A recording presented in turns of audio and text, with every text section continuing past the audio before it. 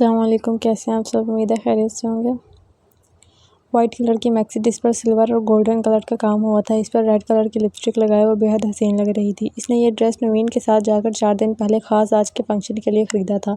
اس نے نوین سے ضد کر کے فرسٹ ٹائم میک اپ بھی کروایا تھا۔ اس وقت حنین اور نوین دونوں ہی بیوٹی سیلون میں موجود تھیں۔ نوین پرپل اور آسمانی کلر کی میکسی میں خود بھی بہت پیاری لگ رہی تھی، مگر حنین کو دیکھ کر بے ساختہ اس کا دل چاہا وہ اپنی چھوٹی بہن کی نظر اتار لے۔ یہ غلط بات ہے چھوٹی، آج کی VIP گیسٹ میں ہوں، مگر مجھے لگتا ہے سب کی نظریں تم پر ہی ہٹیں گی، تو کوئی مجھے دیکھے گا ہی نہیں۔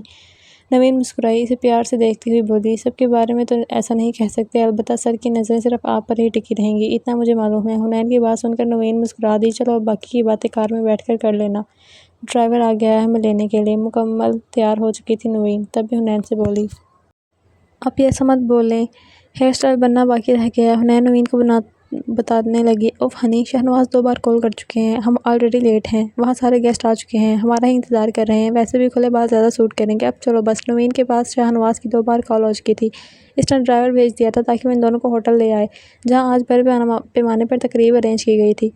آپ یہ آج پہلی دفعہ تو آپ نے اتنا تیار ہونے دیا ہے، پلیز زیادہ دیر نہیں لگے گی، صرف 10 منٹ لگیں گے۔ حنین ضد کرتی ہوئی بولی، ابھی 20 منٹ کا راستہ بھی طے کرنا ہوگا ہنی۔ ٹھیک ہے، میں ڈرائیور کو ساتھ جا رہی ہوں، تم بعد میں آ جانا، ڈرائیور کو میں بھیج دوں گی، سیل فون ہے نا تمہارے پاس، مجھے کال کر لینا۔ نوین شہنواز کے پاس بھی پہنچنا ضروری ہے، اس لیے وہ ڈرائیور کے ساتھ نکل گئی۔ ایکسکیوز می حنین، آپ کا ہی نام ہے؟ ریسیپشن پر بیٹھی ہوئی لڑکی حنین کے پاس آ کر پوچھنے لگی، جس پر حنین اقرار سے میں سر ہلا دیا۔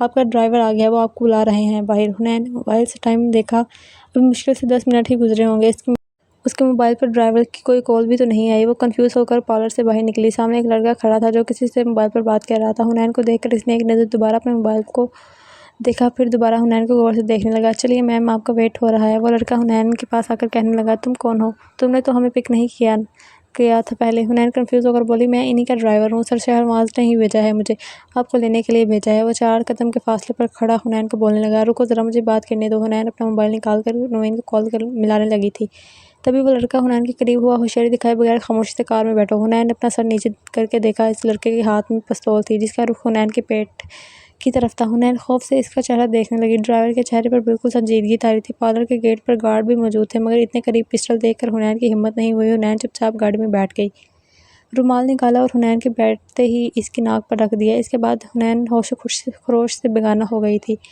ڈرائیور کے موبائل پر کال آنے لگی، جسے اس نے ریسیو کی۔ جی سر، کام ہو گیا ہے، میں میڈم کو 15 منٹ میں اندر فلیٹ پر لے آؤں گا۔ کچھ ہی دیر بعد وجدان حنین کو فلیٹ پر لے کر پہنچ چکا تھا۔ آزاد اس کے وجود کو اپنے باہوں میں اٹھاتا ہوا آزاد حنین کو لے کر فلیٹ کے اندر داخل ہوا۔ جاؤ وجدان، باقی کا کام مکمل کرو، اب کی بار دیر نہیں ہونی چاہیے، اپنے موبائل سے حنین کی تصویر بھی ڈیلیٹ کرو۔ آزاد وجدان کو دیکھتا ہوا آرڈر دینے لگا۔ وجدان فلیٹ سے نکل گیا۔ آزاد حنین کو بیڈ روم میں لا کر بیڈ پر لٹا چکا تھا۔ حنین کا کلچ اپنے پاس رکھ کر وہ باہر کا دروازہ بند کر کے فصیح اور مکرم کو کال کرتا ہوا دوبارہ بیڈ روم میں آیا۔ حنین آنکھیں بند کیے بیڈ پر لیٹی ہوئی ابھی بھی بے ہوش تھی، مگر ساتھ ہی ساتھ وہ آزاد کے ہوش بھی اڑا رہی تھی۔ آزاد نے فرسٹ ٹائم اسے اتنا تیار سجا سنورا دیکھا تھا۔ بیڈ پر حنین کے پاؤں کے پاس بیٹھ کر اس کی ہیلز اتارنے لگا اور پھر بیڈ کے پاس آ کر بیٹھ گیا۔ حنین کے سراپے کو بغور دیکھنے لگا۔ وہ حنین کی آنکھ کھلی تو اپنے اوپر جھکے آزاد کو دیکھ کر ساری کہانی اس سمجھ آ گئی۔ اس نے آزاد کو پیچھے دھکا دیا، فوراً سے اٹھ کر باہر جانے کے لیے دروازہ کھولنے لگی، مگر دروازہ لاک تھا۔ اب یہ دروازہ تب کھلے گا جب میں چاہوں گا۔ آزاد بیڈ سے اٹھ کر حنین کے پاس آتا ہوا بولا تو حنین مڑ کر آزاد کو دیکھنے لگی، تم میرے ساتھ کچھ غلط نہیں کر سکتے آزاد، پلیز مجھے یہاں سے جانے دو، حنین چیختی ہوئی بولی۔ آزاد نے حنین کو قریب کر کے اسے بازو سے پکڑ کر اپنے بے حد قریب کر لیا۔ اگر تم چاہتی ہو میں تمہارے ساتھ کچھ نہ کروں تو پھر تم چپ چاپ میرے ساتھ نکاح کر لو۔ نہیں، میں تمہارے ساتھ نکاح نہیں کروں گی، حنین آزاد کی بات سن کر فوراً بولی۔ اگر تم میرے ساتھ نکاح نہیں کرو گی تو مجھے بھی کوئی پرابلم نہیں، مگر پھر تم ساری زندگی اپنی بہن کی شکل دیکھنے کو ترسو گی۔ آزاد یہ کہتے ہی حنین کے ہونٹوں کو اپنے انگوٹھے سے مسلنے لگا۔ سوچ لو ہنی، کیا چاہتی ہو، آگے فیصلہ تمہارا ہوگا۔ جبکہ دوسری طرف شہنواز نوین کو مسلسل بہلائے جا رہا تھا۔ حنین ٹریفک میں پھنسی ہوئی ہے، تھوڑی دیر میں آ جائے گی، مگر جب مزید 1 گھنٹہ گزر گیا تو حنین کے کچھ معلوم نہ ہوا، نہ ہی ڈرائیور نے واپس آ کر کوئی خبر انہیں دی، تو شہنواز بھی پریشان ہو گیا۔ شہنواز 1 گھنٹے سے اوپر ہو چکا ہے، حنین کیوں نہیں آئی، پلیز معلوم کریں نا میری بہن کا اس کا موبائل کب سے آف جا رہا ہے۔